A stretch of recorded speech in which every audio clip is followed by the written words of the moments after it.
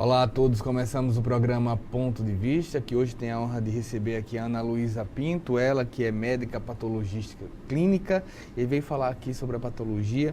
A gente sempre fala, a gente agradece antes de tudo, Ana Luísa, por ter aceitado o nosso convite. Qual a importância de exames periódicos? Bom dia, obrigada por me receber aqui.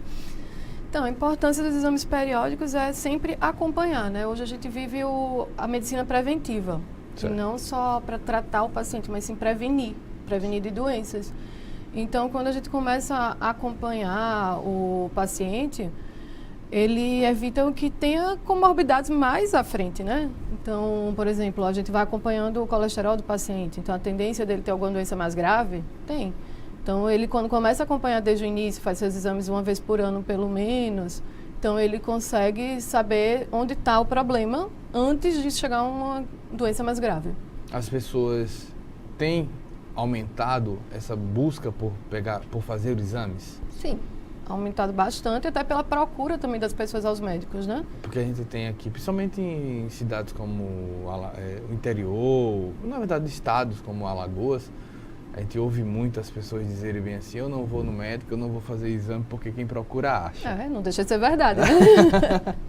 Mas isso daí não é um problema? Quando achar não pode já ser muito grave? Pode. Quem procura acha, quando achar pode ser tarde também, né? Então você pode procurar antes para prevenir o que você pode vir a ter algum dia na sua vida. Mas se você deixar para só quando aparecer os sintomas, quando a doença já está mais grave, aí realmente pode vir a ser um problema, que pode ser que o tratamento já não seja mais tão efetivo, pode ser que você não consiga controlar a sua doença da forma que conseguiria alguns anos antes. Mas assim, realmente é uma verdade, mas hoje eu acho que isso está se quebrando mais, né? Hoje as pessoas estão buscando mais atendimento, estão buscando ter uma qualidade de vida melhor, uma saúde melhor. Então, quando você vai com frequência ao médico, quando procura fazer os exames, uma atividade física, uma alimentação mais controlada. Então, tudo isso acaba com que as pessoas tenham uma qualidade de vida melhor. Quando a gente pensa assim, exames periódicos, qual a periodicidade ideal nesse sentido?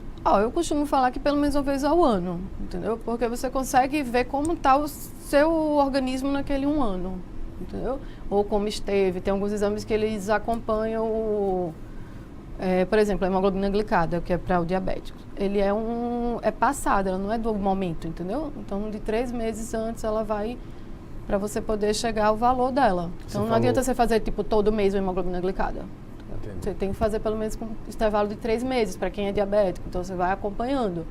Então, assim, tudo isso, mas pelo menos uma vez por ano é o ideal. Não precisa tanto mais, a não ser que você tenha alguma doença. Se você tem alguma doença, realmente você tem que fazer mais. O corpo muda tão rápido assim? Exemplo, você falou em 3 meses, um índice seu, triglicerídeo, por exemplo, ele muda muito rápido? Precisa fazer algo muito alto de um mês para o outro? Quando você, por exemplo, tem um colesterol alto, um triglicerídeo alto, e você começa o tratamento. Você já tem ele alto, você descobriu hoje. Você começou um tratamento, o primeiro tratamento é a mudança do estilo de vida, que é a dieta, atividade física, antes de remédio. Então, você fez essa mudança, com 3 meses, é ideal que você repita. O corpo muda, se você mudou sua alimentação, muda. Se hoje você for fazer um exame de sangue, normal, uma rotina. Hoje é quarta, né? Mas vamos dizer, na segunda, você passou o final de semana bebendo, churrasco, comendo de tudo, com certeza vai dar alterado na segunda o exame. Você não está no seu dia a dia, sua rotina não é aquela, comer churrasco, feijoada, bebida, então não é a sua rotina. Então ele vai mudar o exame também. Mas o fato de você fazer depois de um dia de farra... Não pode. Não pode? Não, porque você tem que estar pelo menos 48 horas sem fazer ingesta de bebida alcoólica.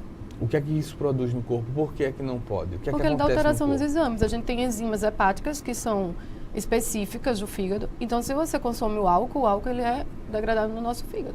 Então, ele acaba alterando essas enzimas. Então, elas vão dar bem altas. Às vezes, até confunde o diagnóstico médico. Exemplo, uma pessoa que bebeu bastante e mentiu na hora de fazer o exame, disse, não bebi.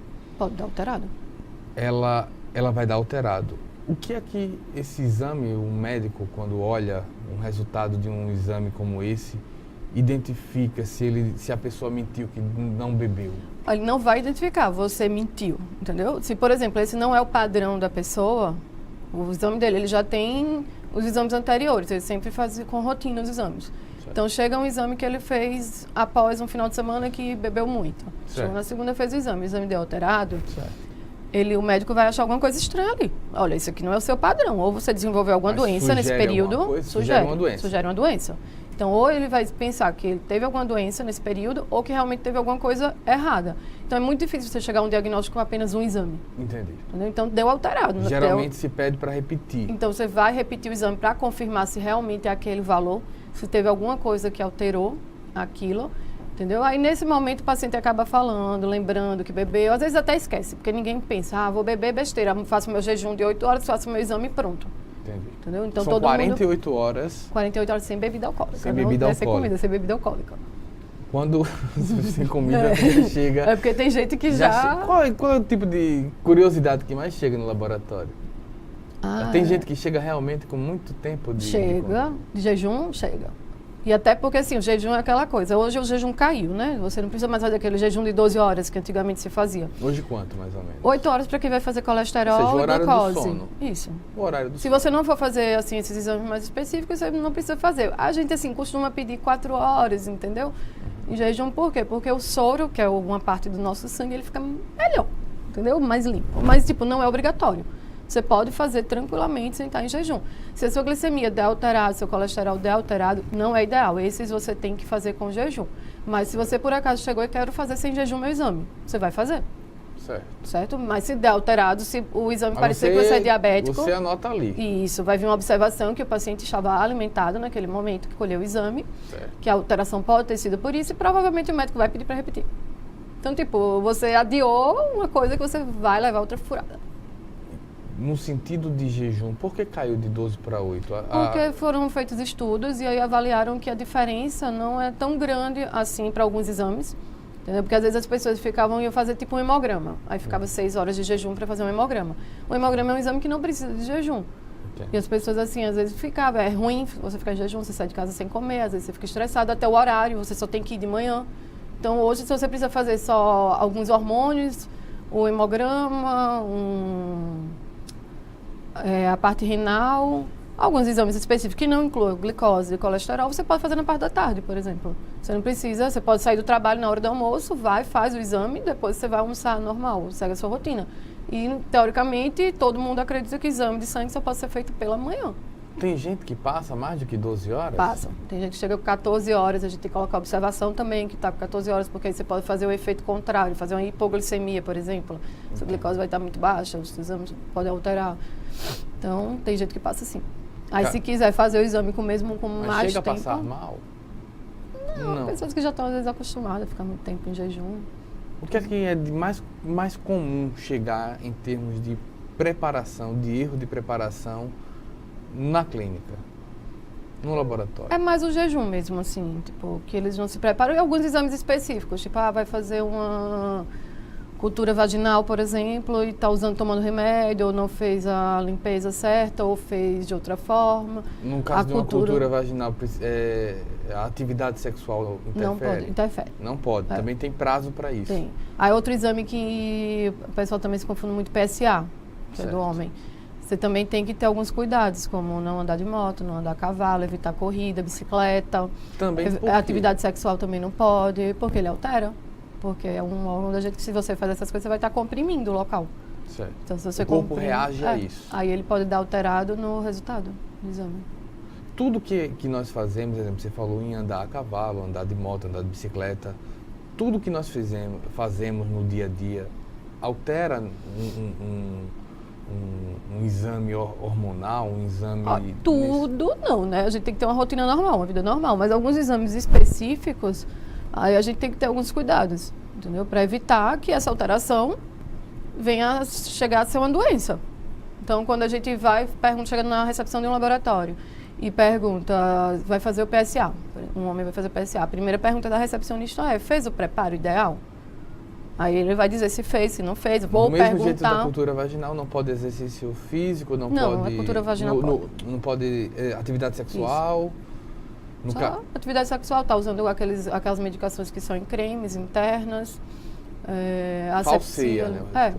Aí pode dar um resultado que não é correto, né? Ou pode dar um resultado contaminado, por exemplo, que é quando a pessoa não fez a limpeza correta.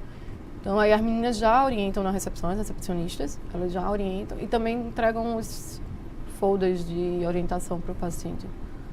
Aí, se o paciente ligar também pedindo orientação, elas já orientam também. O que é que mais provoca, além dessa preparação, um reexame? Reexame. Nesses amostras tipo cultura vaginal, urina, contaminação. Às vezes urina de criança, por exemplo, é muito difícil colher. Você tem que fazer naquele potinho coletor.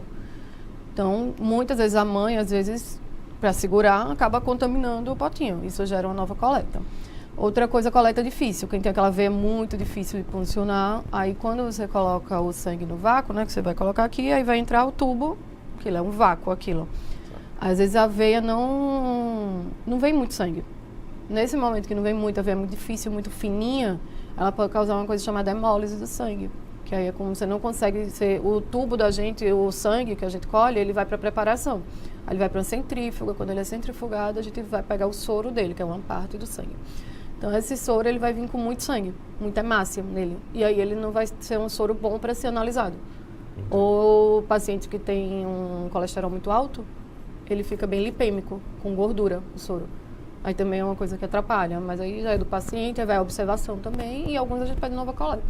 Me conta, a Ana Luísa Pinto, ela é médica patologista clínica, ela tem especialização em líquor e mielograma. O que significa isso? O líquor é o exame da coluna lombar, certo, que as pessoas falam da medula espinhal também, chama líquido cefalorraquiano. Ele está na cabeça da gente, em volta do cérebro. certo. E a gente faz a coleta dele através de uma punção na coluna, na região lombar. Para que serve? Assim, o mais básico que todo mundo vê é para suspeita de meningite, por exemplo. Chega no hospital, suspeita de meningite, vai colher um líquor para realmente diagnosticar a meningite. Hoje tem para muitas doenças, entendeu? Principalmente os neurologistas são os que mais pedem. Então, para doenças desmielinizantes, doenças neurológicas, para avaliar se tem sangramento no sistema nervoso, na cabeça, se está sangrando. Então, ele acaba servindo para diagnóstico de doenças neurológicas mais. Mas em questão também de bactérias, você falou da Sim, meningite? na meningite. Se você tem uma meningite, o diagnóstico da meningite ele é fechado a partir do líquor. Um líquor de uma meningite bacteriana, ele vai ter um aumento de célula muito grande. A gente vai analisar a celularidade dele. Depois disso, a gente faz a parte da análise da bioquímica dele, que é glicose no líquor, proteína no líquor, e essas coisas vão dar alteradas num paciente com meningite. E também faz a análise da citologia dele, que é a lâmina. A gente estuda todas as células que tem nele. A partir disso, a gente vê se é uma meningite bacteriana ou uma meningite viral. E aí consegue orientar melhor o médico a fazer o tratamento. Se é uma meningite bacteriana, ele tem que entrar com antibióticos específicos, fazer uma cultura dessa bactéria para ver qual é o melhor antibiótico, para ele seguir o tratamento do paciente de forma rápida para poder evitar danos para o paciente. E o mielograma? Mielograma. Mielograma é um exame muito solicitado por hematologistas. Certo. Ele é o estudo da medula óssea. A medula óssea é a fábrica do nosso sangue. Certo. Então, ele é fabricado onde? Dentro dos nossos ossos. Certo.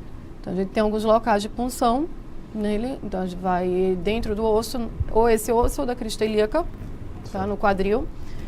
Vai colher, vai entrar com agulha nesse local. Aos poucos, devagarzinho, o paciente vai fazer uma sedação local, só anestesia, só no local. E a gente faz o aspirado da medula óssea, retira o sangue que está lá dentro e faz o estudo desse sangue. Certo. Com o estudo dele, dá para ajudar também ao diagnóstico das leucemias, de linfomas, também para orientar o tratamento. Ou seja, hoje podemos dizer que a patologia clínica também se preocupa muito com a questão do câncer. Na verdade, hoje não, há muito tempo. Isso. Como é que ela tem buscado esse conhecimento? Através dos exames mesmo, né? Os médicos, eles solicitam esses exames e a gente tenta oferecer todos eles. Eu tenho vários marcadores, que chamam CA125, CA199, então eles são marcadores de câncer. O próprio PSA é um marcador, o beta-HCG, o HCG é um marcador também. Então, eles são marcadores tumorais. E o médico solicita esses e a gente tenta sempre oferecer todos nos exames. Os que a gente não tem, a gente busca eles para poder sempre estar priorizando esse diagnóstico e ajudando sempre o colega a ter o melhor diagnóstico para o paciente, né? Pois bem, eu estou aqui com a Ana Luísa Pinto, ela que é médica patologista clínica, e a gente vai para um breve intervalo. A gente volta já.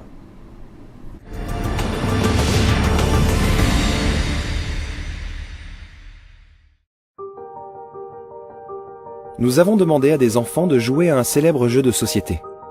Normalement, les règles sont les mêmes pour tous, mais pas cette fois-ci. Bonjour les enfants. Bonjour. Une moitié de joueurs commence avec 1500 €, l'autre moitié avec 750 €. Mais ça se fait pas. Ça se fait pas. Un des joueurs favorisés aura 3 rues et 2 maisons dès le début de la partie. 3 rues et 2 maisons. Non, ça se fait pas. C'est injuste. Un joueur possède une carte qui lui permet de ne jamais aller en prison. Toi, tu vas en prison. Pourquoi? Fais comme ça, c'est la règle. 1, 2, 3, 4. Comme tu as des béquilles, tu ne peux pas acheter de carte. Tu passes par la case départ, normalement c'est 200. Mais toi, comme tu es une fille, c'est 150. Pourquoi? Et les garçons, ils gagnent combien s'ils passent à la case départ? 200. Pourquoi? Tu as fait 6 dés là. Mais il n'y a que des 1. Mais ça se fait pas. Mais t'as vu la tricherie. Mais toi, par exemple, tu vas pouvoir acheter que la première partie. Et pourquoi? Mais pourquoi? Ça m'énerve.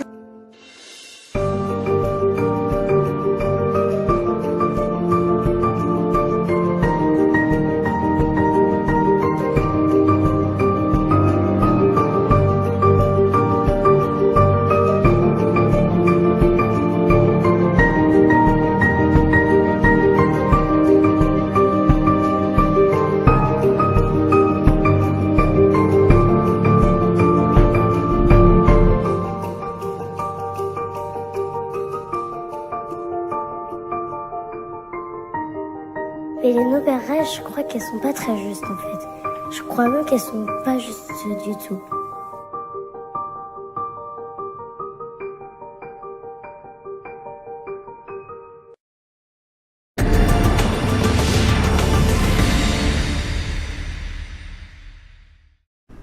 Voltamos com o programa Ponto de Vista. Eu estou aqui com Ana Luísa Pinto, ela que é médica patologista clínica e também tem MBA em gestão hospitalar, dirige uma clínica aqui em Maceió. Como é que está a gestão dos laboratórios? Eu sou nova, né? Nisso, realmente tenho gestão hospitalar, me formei.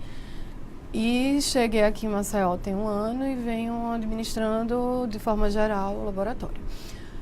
E não é fácil, é complicado, é muita coisa, mas o principal, assim, o maior foco eu acho que é a qualidade. Então, a gente busca sempre o foco na qualidade. Isso é o que vai para o público, né, da gestão. Então, um bom atendimento, treinamentos, treinamento, mais treinamento para poder oferecer isso ao paciente.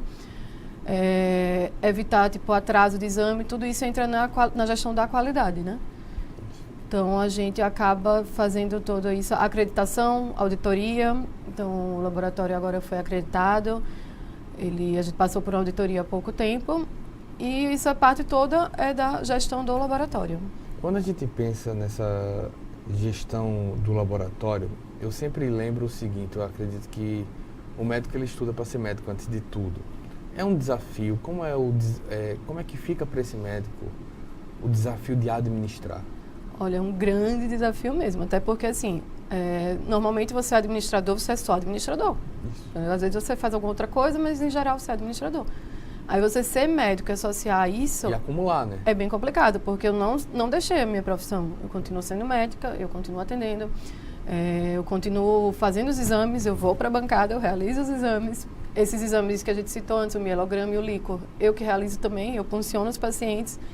Então, tanto eu como meu pai, a gente faz a punção e a gente vai para isso. E no período da tarde ou da noite, quando dá tempo, eu vou para a parte administrativa. Então, o médico não é administrador. Né? Tem que virar a chave. Né? O médico não é administrador, o médico é médico. E, assim, lógico que tem alguns que tem aquele tino comercial, aquele tino empreendedor. Não são muitos, é bem raro isso. Eu não tenho muito, por isso que eu fui estudar. E, assim, se eu realmente não tivesse estudado, para mim ia ter sido bem difícil. Assumir toda essa responsabilidade, porque é um mundo totalmente diferente. Todos os dias eu aprendo alguma coisa, erro, aí faço de novo. E vou, assim, buscando, estudando, porque senão você vai ficar louca. Quando se pensa nesse sentido, hoje em dia a gente se vê em qualquer âmbito, de escritório de advocacia a um varejo e clínica, uma das coisas que mais pesam é salário, é remuneração. Clínica também. Você fala o salário Dos funcionários. Lógico. É a parte mais complicada hoje. É a parte mais complicada para os dois lados, né? Tipo, o funcionário sempre quer ser bem remunerado, independente de você estar pagando o que tem que se pagar, ele quer sempre mais, é normal, né? Você quer pagar mais e às vezes você não pode, você não consegue pagar mais. Então, tipo assim, isso realmente é uma coisa totalmente administrativa, fazer conta, botar na ponta do lápis, quando você pode aumentar, quando você não pode. E o aumento já vem, né? É obrigatório. Então, todo ano você dá um aumento. Então, quando você passa daquele valor, se você vai dar uma gratificação, alguma coisa, então, assim, realmente tem que se dar gratificação. As pessoas trabalham mais felizes, né? Então, tem que se dar gratificações. Mas isso é um problema, eu acho que em todos os âmbitos, mas quando você define bem o salário, a pessoa quando entra já é contratada, assina um contrato que aquele é o salário dela, ela está entendendo. Se ela ganhar alguma coisa a mais, é por algum trabalho a mais que ela fez. Então... Quando se faz uma especialização, exemplo, o MBA, é um período, acredito que de 1 ano e meio. Foram 18 meses, se não me engano. O que é trabalhado, né, nesse MBA? Assim, tinham muitos médicos, a maioria era da área de saúde, a maioria eram médicos, mas tinham enfermeiros, psicólogos, mas a grande maioria médicos.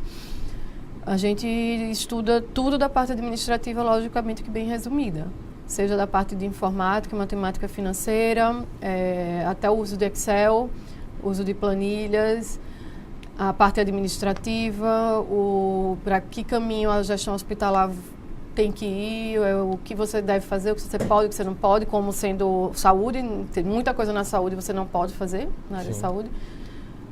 Não vou me recordar agora assim tudo, mas tem as suas limitações, né? Dá um exemplo do que você não pode fazer na saúde. Propaganda, por exemplo, você não pode divulgar preço das coisas. Por exemplo, eu não trabalho com isso, mas consulta médica popular R$60. Você não pode divulgar isso. Você pode divulgar consulta médica popular. Agora, consulta médica a R$60, você não pode dizer o preço. Embora então, estamos numa época de rede social, né? Estamos. E eu vejo diariamente transgressões, se você pensar nesse jeito, né? Tem que ter muito cuidado, né? O uso da rede social é um cuidado... Mas pode se elogiar? Se elogiar? Eu falar, eu sou uma boa médica? Não, exemplo... A gente está falando de uma gestão de clínica, de laboratório. Sim. Vamos dizer, é o melhor laboratório isso eu acho que você pode fazer, né? Você pode dizer que você é o melhor. Eu acho que pode, não sei. Essa questão é sempre delicada por causa da CRM, de certa maneira. Você pode se dizer que você é o melhor, mas pode chegar alguém lá e comentar que você não é o melhor. Também tá... então, tipo... Tá liberado nesse sentido. Eu acho que tá. Isso aí realmente eu não sei, mas eu acho que tá. O mundo da planilha, quando se chega nesse sentido, na prática fica mais fácil? Depois de estudar um MBA? Depois de se estudar eu acho mais fácil. Antes disso eu podia ter apanhado um pouquinho. Tem mais o que buscar nesse sentido administrativo? Tem. O que é otimizar, o que é aperfeiçoar um trabalho administrativo de um laboratório? O que é buscado nesse sentido? Você já falou de um ponto que é a eficiência, a qualidade para a entrega desse cliente. Mas para isso as pessoas têm que estar todas assim, vestindo a camisa da empresa, né? Começa por aí. Eu acho que todo mundo tem que trabalhar junto, querer o melhor. E aí quando está todo mundo seguindo a mesma linha, as pessoas estão bem treinadas, que infelizmente tem que treinar, tem que ser bem treinado, porque gera dúvida todo dia. Toda hora tem dúvida, toda hora, tipo, eu tô aqui, pode ter certeza, quando eu pegar o celular vai ter 1000 mensagens de laboratório. Para saber as coisas. E assim a gente vai, tipo, assim, não é comigo só, tenho certeza que com todo mundo que administra uma clínica, um laboratório ou uma empresa, é dessa forma. Mas a partir do momento que as pessoas estão bem orientadas e elas são proativas, é sempre uma coisa que eu falo muito, gente, proatividade. Proatividade não é você, eu não sei fazer isso, é como eu vou fazer isso, né? Então, a partir do momento que eles vão também atrás de saber como eles podem fazer para ajudar que o trabalho da gente funcione de forma melhor, eu acho que toda empresa funciona melhor. Claro. Agora, me conta. A gente tem alguns... Eu queria fazer isso ao longo do programa, mas eu queria já começar com um primeiro mitos e verdades sobre os exames laboratoriais.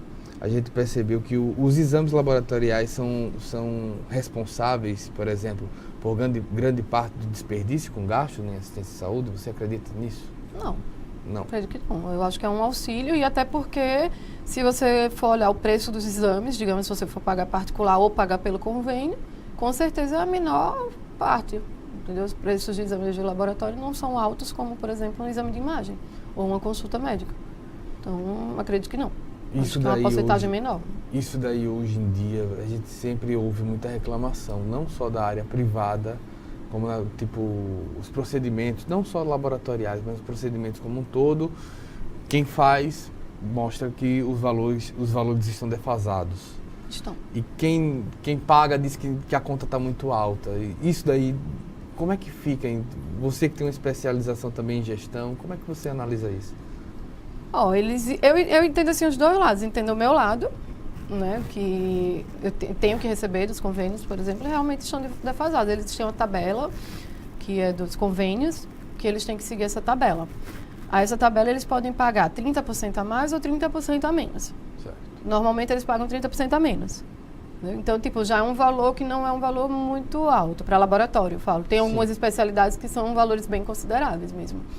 Mas para o laboratório não é um valor muito alto. Aí eles ainda podem pagar 30% a menos, entendeu? Fica realmente um preço bem barato. Aí o que eles alegam é que um exame acaba compensando o outro. Entendeu? Então, um que eles pagam muito pouco, tem outros que eles pagam um pouco mais, aí acaba compensando o outro. E dessa forma vai. Agora eu entendo também os convênios, porque cada vez eles perdem mais pessoas, né, com toda a crise. Agora está melhorando, acho que estão mais gente procurando ter convênio médico. Mas eles também, como é que eles vão pagar todo mundo? Então, o melhor preço, né? Então, eu entendo os dois lados. Eu lembro, eu tenho um amigo que ele é oftalmologista, que ele dizia assim, olha, tem procedimento aqui, cirurgia aqui, que o SUS, por exemplo, paga R$600. Ele não paga a energia do procedimento. A conta da saúde pública hoje, ela está longe de ser equilibrada para contemplar todos, não só o próprio SUS, como os laboratórios e clínicas? Olha, eu acredito que sim. Não tem um equilíbrio aí no pagamento, nos valores também repassados. Um valor ele pode repassar muito a mais, outro valor muito a menos. Tem uma má distribuição também. Eu fico assim bem impressionada, por exemplo, no laboratório a gente atende o SUS também. Então tem exames que são ligados, um exame ao outro. E eles pegam e colocam, por exemplo, para o paciente, eu sou paciente SUS, eu vou fazer exame num laboratório X. Aí eu vou lá, eles me liberam um exame naquele laboratório.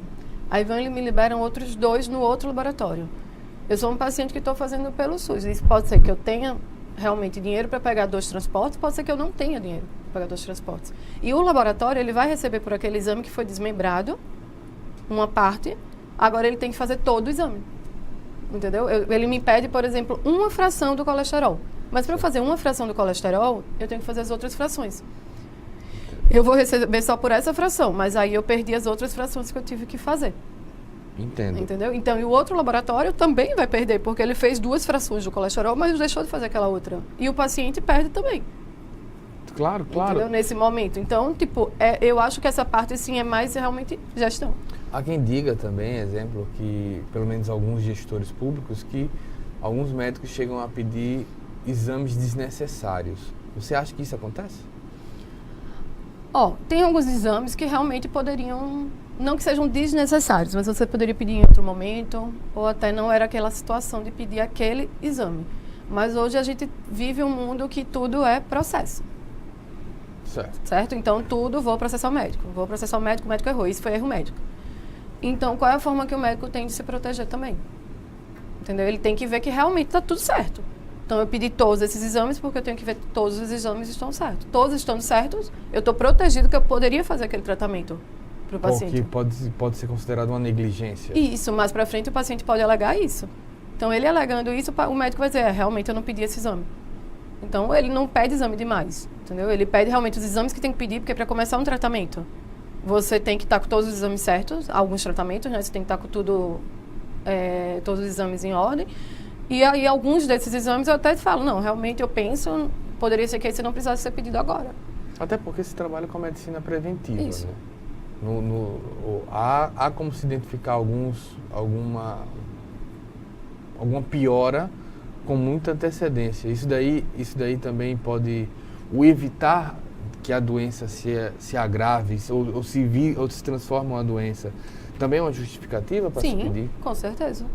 Se você está já fazendo um acompanhamento, ou se você tem um histórico familiar, por exemplo, é uma doença que assim, é muito comum, né? É o câncer de mama, por exemplo. Então, se sua mãe teve um câncer de mama, a sua irmã tem uma grande chance de ter. Então, ela pode já começar todo o acompanhamento, ela pode já fazer periodicamente um acompanhamento preventivo, assim como pesquisar se ela tem o gene do câncer de mama. Então, tudo são exames laboratoriais e o médico não está extrapolando, ele está tendo um cuidado. Pois bem, eu estou aqui com a Ana Luísa Pinto, ela que é médica patologista clínica. A gente está aqui falando sobre laboratório, sobre gestão do laboratório, também sobre a questão de exames. A gente vai para um breve intervalo, a gente volta já.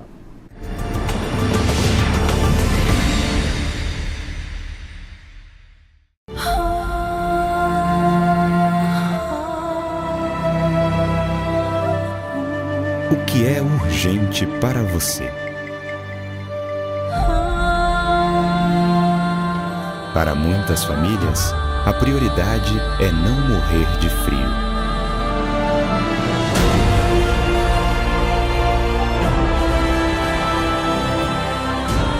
Eu agradeço todo mundo que está doando os cobertores por causa do frio, né? Para esquentar meus filhos, principalmente, né? A gente é pobre e nem sempre a gente tem dinheiro para comprar, né? Preciso da LBV. Aqueceu o meu coração.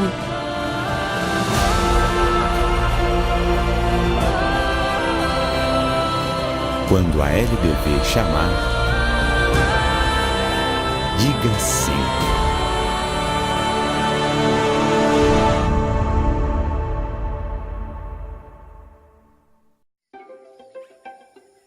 Como brasileiro, eu me sinto responsável pela preservação dessa riqueza natural.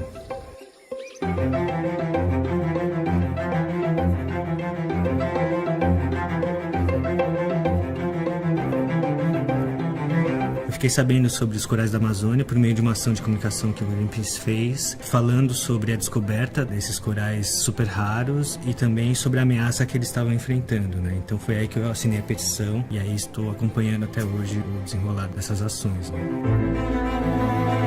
O que me motiva a fazer parte do Greenpeace, em primeiro lugar, a questão da proteção ambiental, em segundo, porque eu confio muito no Greenpeace, acredito muito no impacto do trabalho da organização. Uma imagem que vem bem forte na minha cabeça foi aquela ação no Cristo Redentor e também da ação contra a caça de baleias. Eu sou contra a ação das petrolíferas por conta do grande risco de um desastre ambiental, causando a morte dos corais e também um impacto em toda a população que sobrevive por meio da pesca ou do turismo naquela região. Eu e mais 1.700.000 pessoas já assinamos a petição, mas precisamos que mais pessoas se envolvam com essa campanha, para que essa ameaça deixe de existir completamente. Eu sou Victor Teramoto, doador, e também defendo os corais da Amazônia. Venha com a gente, somos Greenpeace. Como mudar o rumo da educação no país? Como transformar a realidade do jeito certo? Ouvindo as pessoas. Buscando o interesse da maioria. É o que o Ministério da Educação está fazendo para transformar a educação. Ouvindo pais, alunos e professores, criou um novo ensino médio, que já tem a aprovação de 72% dos brasileiros. E que nos dá o direito de escolher nosso futuro. E mudou o Enem também. Por meio de uma consulta pública com mais de 600.000 participações, os estudantes decidiram. Acabou o sufoco. Agora as provas serão em 2 domingos. E o ensino básico vai ganhar uma Base Nacional Comum Curricular. A base define os conteúdos básicos que os alunos precisam aprender na escola. E foi construída com intensa participação da sociedade. Mais de 12 milhões de contribuições. É assim que garantiremos o direito de aprendizagem da atual e das futuras gerações. É o começo de uma grande mudança na educação. Ministério da Educação, Governo Federal. O Corpo de Bombeiros está 24 horas a serviço da vida. Conta com equipes treinadas e prontas para resgate e salvamento, principalmente em casos de incêndio. É só ligar 193. Cerca de 100 homens estão de prontidão nos 3 quartéis da capital. São 5 quartéis à disposição da população no interior do estado. Os grupos de salvamento estão preparados também para agir nos episódios de acidentes de trânsito, usando para isso viaturas especiais. Ligue 193 se precisar. O Corpo de Bombeiros irá atender.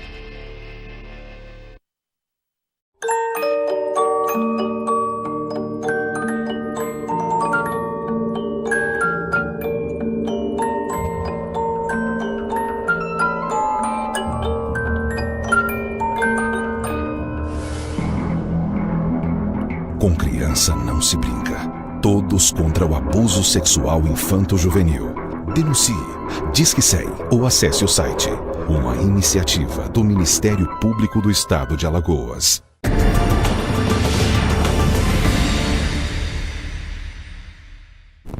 Voltamos com o programa Ponto de Vista. Eu estou aqui com Ana Luísa Pinto, médica patologista clínica, e a gente aqui está falando sobre os laboratórios, falando sobre os exames. Uma das grandes dúvidas que tem dos pacientes, dos clientes, é a questão de entrega.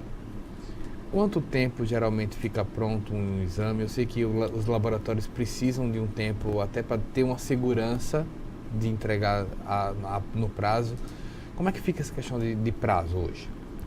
Os exames da rotina mais básica, assim, o hemograma, colesterol, glicose, ureia, creatinina, o mais básico, a gente entrega até 3 a 5 dias. Se pedir uma urgência, consegue para o mesmo dia. Se pedir urgência, lógico que a urgência não vai ser todo mundo. Eu quero meu exame para hoje. Sim. Não, eu tenho um pré-operatório, será que você conseguiria entregar hoje? Estou fazendo um tratamento, preciso avaliar como é que está.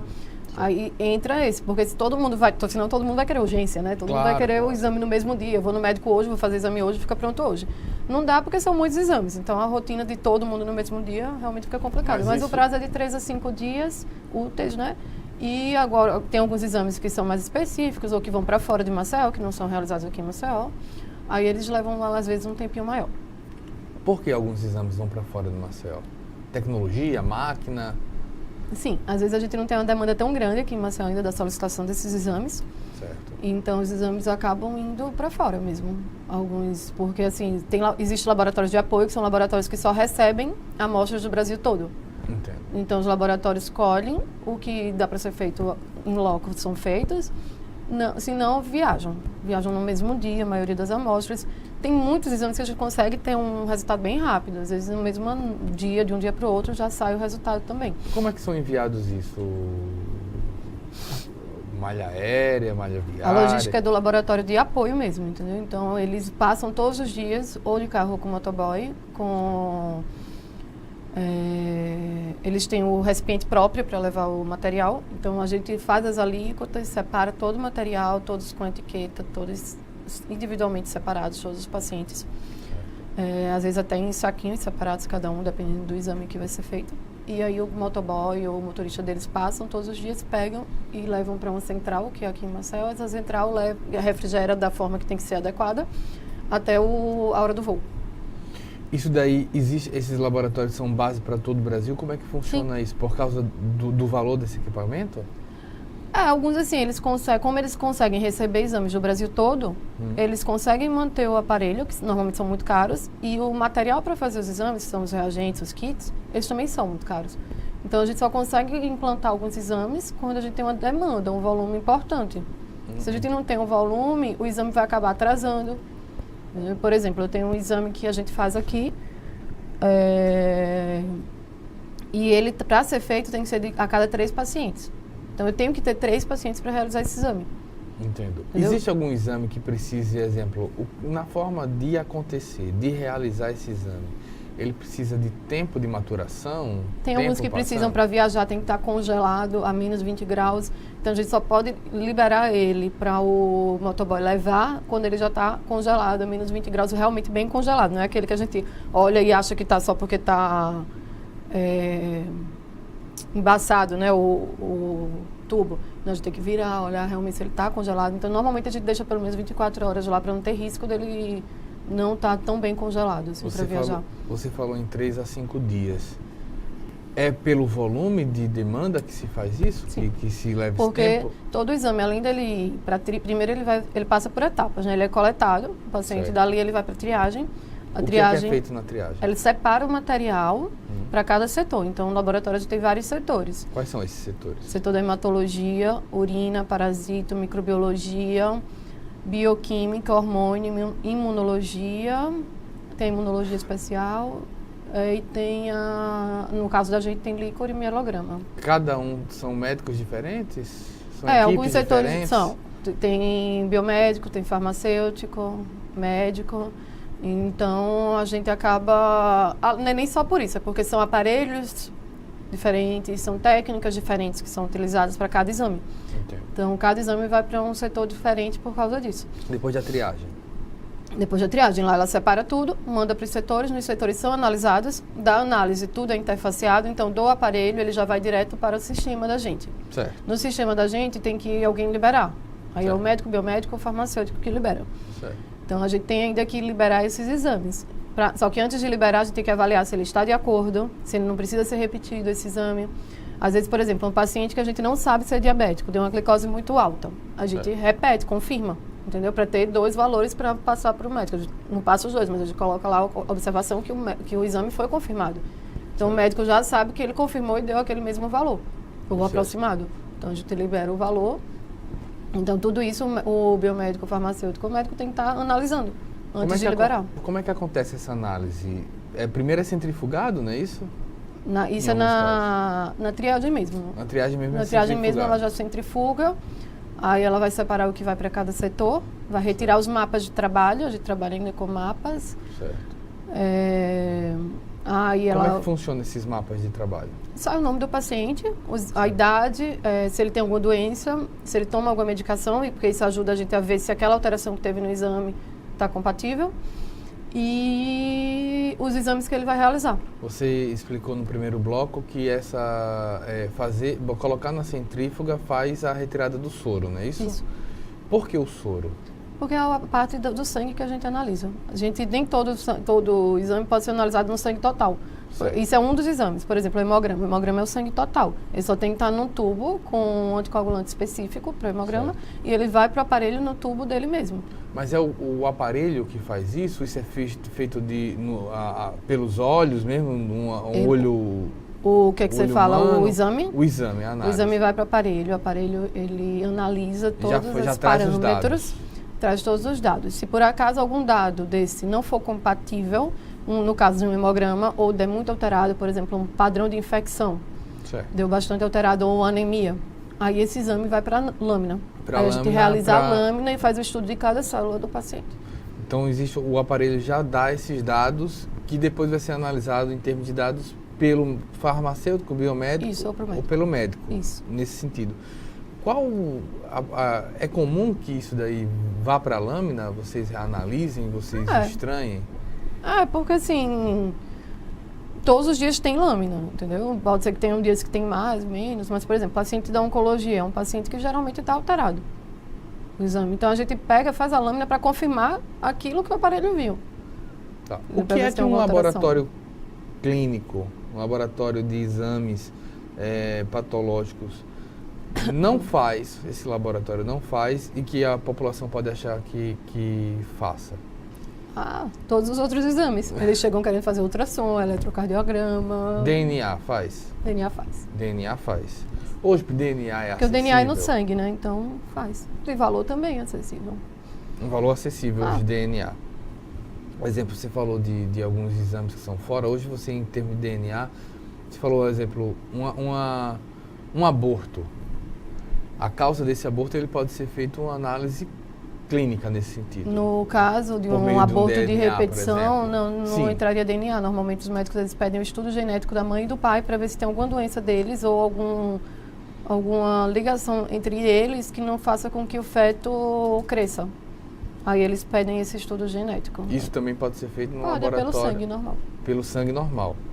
Hoje, A gente pode dizer que o estudo do DNA, por exemplo, uma análise desse DNA é feita de forma rápida, fácil? Não tão rápida, a coleta é rápida. A coleta é rápida porque é no sangue, mas quanto tempo mais ou menos isso leva? Varia muito, mas tem exame que leva de 20 a 45 dias para ficar pronto, porque eles vão estudar o DNA do paciente. A máquina também produz os dados. A máquina faz algumas partes, mas esse é um exame que vai para fora. Isso. Então, ele não passa por uma máquina, ele tem primeiro o preparo manual do exame para poder extrair o DNA ou o RNA da célula. O que seria um preparo manual? O preparo manual ele vai fazer a concentração das células. Certo. Depois que ele concentra as células, ele vai colocar alguns reagentes. Aí, desses reagentes que ele coloca, alguns exames têm que ficar incubados por um período, como se fosse para ele crescer ali. Entendeu? Outros não, depende muito do exame, cada um é uma metodologia, mesmo sendo estudo genético. Certo.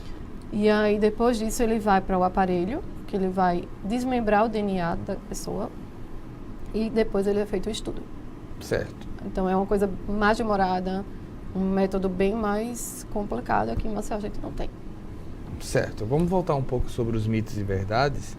A gente tem aqui a informação de que de 35% a 50% dos resultados dos exames laboratoriais não são retirados pelos pacientes. Isso acontece?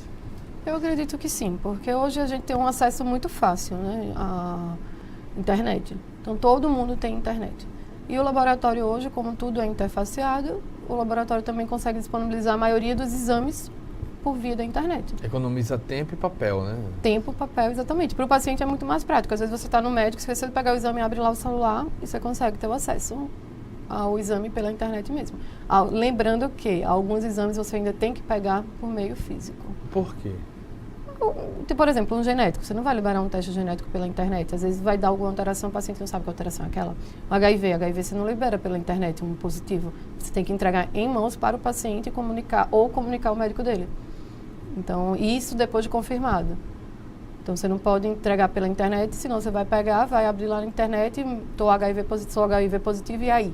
Entendeu? Então, por exemplo, geralmente para se doar sangue, se faz um exame para todos os tipos de doenças sexualmente transmissíveis. É um exame rápido de sair, exemplo? Quem faz um exame de sangue, uma vez que vai ser utilizado isso para doação, o teste de doenças sexualmente transmissíveis sai rápido? Sai, a maioria sai, mas assim, os testes quando são para doação de sangue, eles são feitos lá no banco de sangue mesmo. Sim. Então, o banco de sangue ele já faz a primeira triagem, né? Os bancos de sangue do estado, eles fazem a primeira triagem. Se por acaso o paciente for positivo, esse paciente não vai entrar na parte da doação, se ele tiver alguma doença positiva. Aí ele vai para análise para poder confirmar os dados dele, mas senão é um teste rápido isso. E seguro, né? Estou aqui com a Ana Luísa Pinto, ela que é médica patologista clínica. Estamos aqui falando dos exames, né, necessários que se façam periodicamente e também sobre a gestão de laboratórios. A gente vai para o nosso último intervalo, a gente volta já.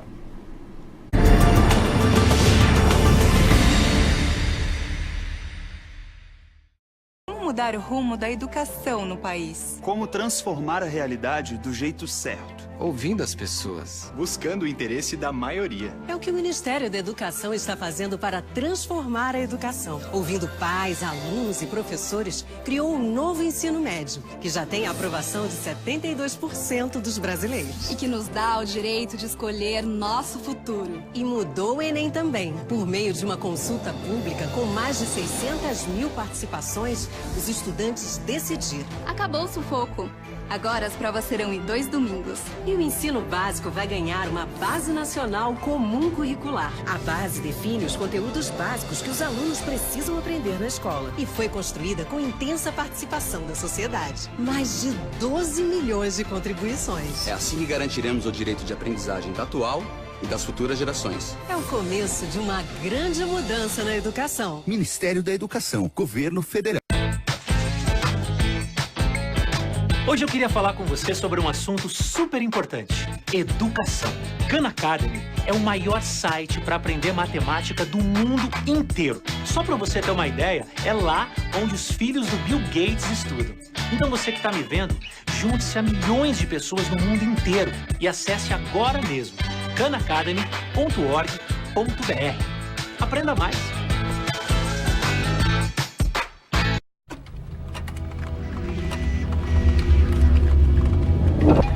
Todo cuidado é pouco na hora de enviar fotos, vídeos ou bater papo pela internet.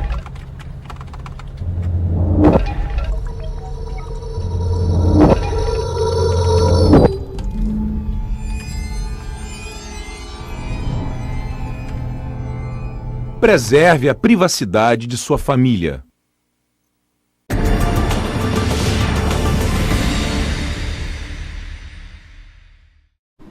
Voltamos com o programa Ponto de Vista. Eu estou aqui com Ana Luísa Pinto, ela que é médica patologista clínica, está aqui falando sobre gestão hospitalar, falando sobre os exames periódicos que são necessários e, ao mesmo tempo, a gente tem visto recentemente as dúvidas que tem os pacientes. Exemplo, a gente já falou que jejum caiu de 12 para 8, a gente já falou o porquê disso. Mas gripe interfere? Interfere. Interfere. Está gripado, é melhor adiar? Sempre é bom você fazer exame no seu melhor estado. Se você está, eu tenho que fazer esse exame, você vai fazer. Ele vai dar alguma alteração, não tão significativa, porque é uma gripe, então é uma alteração discreta que vai dar. Mas aí sempre a gente está bem, na melhor forma para fazer o exame, entendeu? E principalmente sendo exames de rotina, entendeu? Se for exame pesquisando alguma outra coisa, não. Menstruação. Não, depende só. Se você for fazer hormônios ligados ao ciclo menstrual, aí no laudo ele sai, os períodos que você está. Aí você tem que lembrar o período que você estava para passar para sua médica. Jejum, geralmente, água conta? Não, pode tomar água. Pode tomar água, né? Tem pessoas que param de tomar e assim, água. É importante frisar que o jejum, ele ainda é muito importante para os exames de colesterol, glicose e triglicerídeos. Alguns exames, a grande maioria dá para fazer sem jejum. E acontece muito de gente que chega com tamanha sede nesse período? E fica sem tomar água. Até a gente fala, pode tomar água. Durante horas, nesse sentido. Isso. Biópsia, citologia também é feita no clínico? Biópsia não. A citologia a gente faz de líquidos cavitários, né? Patologia clínica envolve todos os líquidos. Certo. Então, a citologia a gente faz do hemograma, é uma citologia, o líquor é uma citologia, o mielograma é uma citologia, tem a citologia alcoólica vaginal, que é o Papa Nicolau. Agora, a biópsia não. Como esses exames podem evitar um erro médico, por exemplo? Todos os exames, em geral, você fala, né? Sim. Então, foi bem o que a gente falou no início, né? Se o paciente, que você perguntou até da bebida, então ali poderia gerar um erro médico, porque o paciente tinha bebido, não comunicou ao laboratório que bebeu, e levou o exame ao médico, o médico vai ver a alteração, então ele pode pensar em doenças ali. Dependendo da alteração, até doenças graves. Medicação, às vezes a gente está tomando medicação e acha que não. Vitamina, por exemplo, polivitamínico para unha, cabelo, a gente acha que não altera. E altera o exame.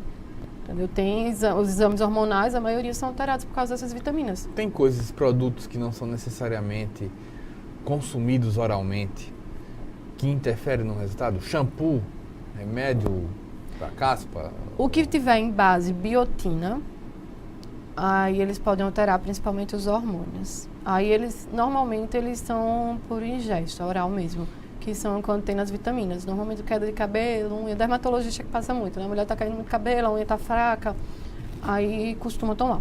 Aí esses alteram os hormônios, sim.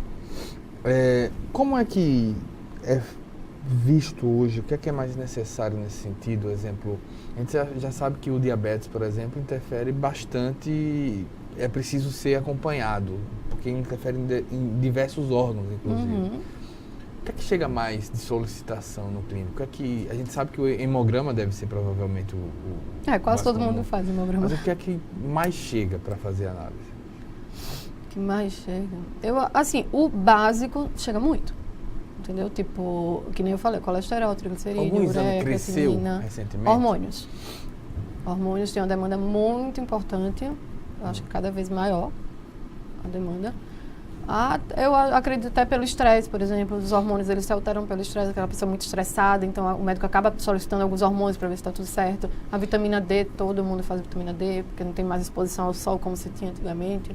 Então, esses exames, a demanda aumentou bastante. As pessoas ainda chegam para fazer esses exames já realmente quando estão doentes? Sim. Quando estão doentes. No sentido preventivo, exemplo, tem algo que você precisaria procurar um médico para pedir exames por alguma coisa que você esteja sentindo nesse sentido? Se você estiver sentindo alguma coisa, realmente sempre é bom você procurar um médico. Qualquer coisa, estou tendo dor de cabeça com frequência. Por que será essa dor de cabeça? Então, provavelmente um médico clínico, se você for num clínico geral, ele vai acabar solicitando exames de rotina para ver se não tem nada alterado. Se não tendo geralmente nada... se fala muito, exemplo, necessidade de um check-up. Isso, um check-up. Esse check-up que a gente falou, pelo menos um ano, uma vez por ano, ele pode ser antecipado por um incômodo constante como uma dor de cabeça. Pode. E assim, a gente fala uma vez ao ano, pelo fato que a importância de você acompanhar o seu organismo, né? Então, pelo menos uma vez ao ano, é importante você saber como você está. Mas você pode antecipar ele a qualquer momento. Por exemplo, uma pessoa que já teve câncer, o ideal é que ela tenha essa pessoa normalmente faz se já estiver fora do tratamento, a cada 6 meses, se já estiver fora. Se estiver em tratamento, dependendo do protocolo que está sendo usado, tem paciente que faz toda semana. Então, aí vai muito dependendo do tratamento que está fazendo, se ele estiver em tratamento. Mas a pessoa que já teve, já que foi já tratada, teve, não. 6 meses... Primeiro a cada 6 meses, aí depois, vendo que está tudo bem, a cada 1 ano com o seu oncologista. Uma pessoa que tem, por exemplo, em toda a família, diabetes. O pai teve diabetes, a mãe diabetes, os avós diabetes. Essa pessoa é uma pessoa que precisa ir fazer exames mais frequentemente? Sim. Mas assim, uma vez por ano é suficiente. Se a pessoa ainda não desenvolveu diabetes, a pessoa pode fazer uma vez por ano. Se ela já tem, por exemplo, pré-diabético, ele já tem que acompanhar com uma frequência maior, né? E principalmente é o que a gente chama da mudança do estilo de vida, né? A parte da glicose, elas são duas variantes. Você faz um exame que tem que dar o que? Até o que 99, acredito. Mas tem também o garapa, né? Você toma um... Pós-destrozol. Esse daí... Você pode fazer ele pós-café, pós a garapa. Aí ele é para avaliar como fica o seu organismo, a sua glicose, depois que você se alimenta, 2 horas após você se alimenta. Porque normalmente é feito mais nos pacientes que já têm a doença mesmo. Já tem a doença. Porque ele ajuda na manutenção do tratamento. Porque às vezes você toma, de manhã você acorda com a glicose normal, mas à tarde a sua glicose aumenta, à noite cai. Então ele vai acompanhando dessa forma. A gente tem visto aqui também, exemplo, que o número de exames per capita no Brasil é considerado alto. Você acredita que é alto? Esse é mito? Esse daqui é na pergunta do mitos e verdades. É mito que o brasileiro faz muito exame? Acho que não, acho que é mito. Acho que é mito, né? Faz normal, como em todos os países. Até eu acho que menos. Às vezes o brasileiro não gosta de ir a médico, né? Exatamente, né? Principalmente gente do interior, né? Vou procurar alguma coisa, então... Como é que anda essa diferença? Você que também trabalha no interior, quem é que pede mais exames? A pessoa do interior ou da capital? Da capital. O da capital. Então, a informação é importante. As pessoas do interior que são... Como é que eu vou falar? Mais antenadas, digamos, que está mais por dentro do que está acontecendo, sempre vai ao médico, tudo, elas vêm fazendo muito exame. A gente tem uma demanda importante também do interior. Mas aquelas pessoas que são muito do interior mesmo, digamos assim, trabalham mais na lida, ficam muito na fazenda, na terra, essas coisas, são pessoas que às vezes não param para assistir uma televisão, não lê um jornal, não vê as doenças que estão. Então, quando chega realmente para fazer o tratamento, já está tudo muito avançado. Entendo. Eu estou aqui com a Ana Luísa Pinto, médica patologista clínica, MBA em gestão hospitalar, especialista em líquido e mielograma. Ana, muito obrigado por ter aceitado nosso convite. A gente falou aqui sobre os exames periódicos, a necessidade, fica a dica que sempre vá ao médico, né? Sempre. A gente quer agradecer também a você pela audiência, espero uma próxima oportunidade. Até mais.